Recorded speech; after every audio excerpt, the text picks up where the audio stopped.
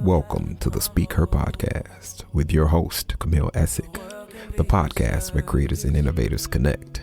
Let's get started.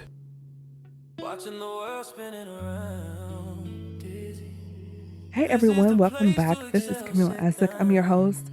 Before we get into this episode, I'm so excited because this is the first episode I'm publishing, I'm releasing under my new media group, Golden Door Media. I'm so excited about it. If you want to know more about Golden Door Media, what it stands for, the origin of its legacy, go right now. Well, not right now, but after this podcast episode to CamilleEssick.com. Go to the menu and you'll see Golden Door Media, or you can just go to the landing page, scroll down, and you'll see the settings there for that. Hit learn more and read all about it. So I'm super, super excited about it. I may even do a separate podcast episode just to kind of sit down and talk to you all about that and why I just felt like it was so necessary to finally release it. But without further ado, we're going to get into the episode. And this episode is brought to you by InStep, and I'm so excited to have them as a sponsor. So shout out to Reese and Stanley Ponder for sponsoring. I really appreciate it. If you would like to be a sponsor and have your brand or business or even your ministry highlighted on any of the podcast episodes, just send me an email at the speakerpodcast@gmail.com and we'll go from there. So without further ado, I want to talk to you all about, this is a series, Black Women in Psychology regarding our self-esteem. And this is segment 1. We're talking about the foundation and just really where self-esteem and where does that begin. I want to take a moment before we even get into today's conversation because it's not just another episode. This is the beginning of the series that's kind of been sitting for a minute. I had it in my notes and it, going through some notes, and I was like, man, I really need to talk about this. Actually, I've had these notes since I was living in California, like 2016, 2017. So to put things in perspective, when you're going through notes, it's just amazing how some things can come back around to you. So, we're not just talking about success. We're not talking about branding, creativity, or showing up online. Here, I'm talking about the inner life of Black women. We're talking about self-esteem, not just the surface version, not just confidence for Instagram, but, the real question, how did we learn to see ourselves the way we do? Now, I really want to get into exactly why this really matters. So for a long time, I thought many of us have been functioning, not necessarily healing per se, but just on autopilot. And we've learned how to perform, how to achieve, how to carry, how to care and nurture for other people, how to show up. But very few spaces actually ask us, are you okay with who you are when no one is watching? And for Black women, this question hits differently because our identity is not shaped by, well, I should say it is. So our identity is shaped by so many layers, like our history, our culture, expectation, survival, faith, and responsibility. And sometimes those layers don't just shape us, they press on us, they weigh on us. So this series is about pulling those layers back, not to blame, not to shame, but to understand. And because you can't rebuild what you cannot first recognize. And so we're going to break that down. So getting into this, we are going to kind of unpack what we're covering in this series. So be sure to hit that notification bell and subscribe. So let's go ahead and dig in. So over the next several episodes, I'm gonna, walk through this with you together, and we're gonna talk about trauma and survival, community and comparison, the role of the Black church, the economy and how it shapes our sense of worth, education and the pressure to perform. We're also going to discuss, you all, the judicial system and how it impacts our sense of safety, pop culture, and how we're seen versus how we see ourselves, and even our health, like mentally, physically, and emotionally. And then we will end with something just as important.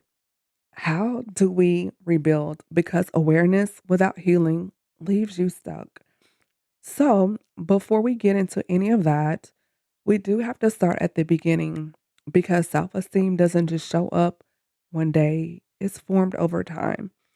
So, grab pen and paper and let's dig into this a little deeper. If you haven't done so, make sure you have pen and paper because you're going to need that throughout this series. So, what I need you to do is write down this question. And so the question becomes, where does self esteem begin?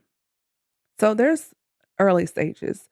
So make sure you write down early stages, and you can also put in parentheses the foundation. So self esteem starts with, where you what you were taught, right? So before you even knew who you were, um, or being taught anything, it starts with what was said to you, also what was not said to you, what was modeled around you, and what was not modeled around you. And for many Black women, if we're just being honest, there was often a lack of consistent, intentional affirmation. Not because there wasn't love, because there was survival, right? There wasn't always you're beautiful, you're soft, you're allowed to be just a child, or even sometimes I love you, or even hugs. Instead, there was be strong, handle it, don't cry. You should know better. And when you look across the spectrum, especially when comparing to other groups like white girls, let's just be honest, um, there's often a difference in how affirmation shows up. It may be more verbal reinforcement. It could have even been physical, more emotional nurturing, more space to be soft and to stay soft. And that's a sharp contrast to what a lot of us got. And because you heard repeatedly, or you heard it so many times, you become what you believe. Now, let's talk about something that doesn't get addressed enough: the adultification of Black girls. Being called fast, grown, or too much at an early age where you're still figuring it out, who you were, what you want, what you desire, your identity. We were young, right? So being given responsibility early, and we all at an early age, not to say there's nothing wrong with that, but particularly if you are, especially if you were the eldest, you were given responsibility at a very early age. Being expected to get it early, being corrected more than you were receiving comfort. And over time, what happens? You stop seeing yourself as someone who is becoming, and you start to see yourself as someone who has already had to be everything. So instead of developing identity, you developed performance. Instead of asking, who am I? You started asking, what do I need to do to be accepted? Section two. Okay, so who told you who you were? Make sure you're writing this down. So, like at some point, whether we realize it or not, we all accepted a version of ourselves that was handed to us. And I want to ask you something, and I want it to really sit with you. Who told you who you were or what you were not? Was it your family, your environment, your church, your teachers, your experiences? And more importantly, did you ever question it, or did you just carry it? Because some of us have been walking around with identities that were never actually ours. They were assigned, they were projected, or formed in a response to pressure. So now what I want you to do is write this down: survival versus identity. Okay, so this is where it all connects. A lot of what we're calling personality is actually survival. being the strong one, the dependable one, the one who doesn't break, the one who always figures it out. But survival and identity are not synonymous. They're not one and the same. Survival says, do what you have to do to make it through. Identity says, this is who I am, even when I don't have to perform. And many Black women were never given the space to separate the two. So now as adults, we're asking questions like, why do I always feel like I have to prove myself? Why do I struggle to rest? Why do I feel uncomfortable being seen as soft? Because somewhere along the way, survival became your default and identity got pushed to the side. Okay, so I want you to take a moment and really think about this. What were you told about yourself growing up? Was it affirmed? Was it affirmed? And what was ignored? When did you stop feeling like you couldn't just be without performing? And the biggest one, who are you outside of what you had to become?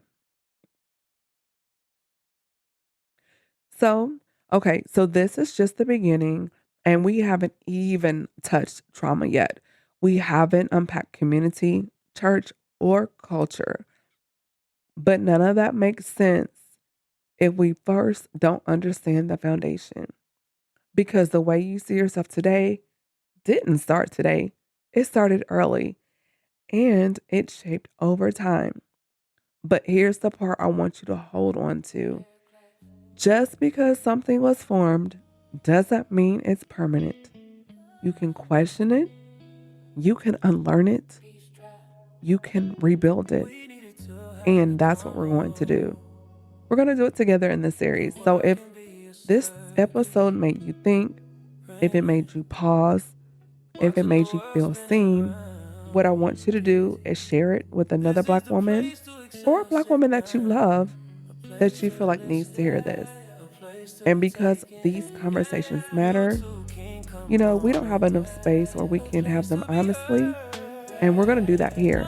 So until then, I'll catch you on the next episode. Thank you for tuning in to another episode of the Speak Her podcast. Be sure to follow Camille on Instagram at camille.essick, Facebook at the Speak Her podcast, or www.camilleessick.com.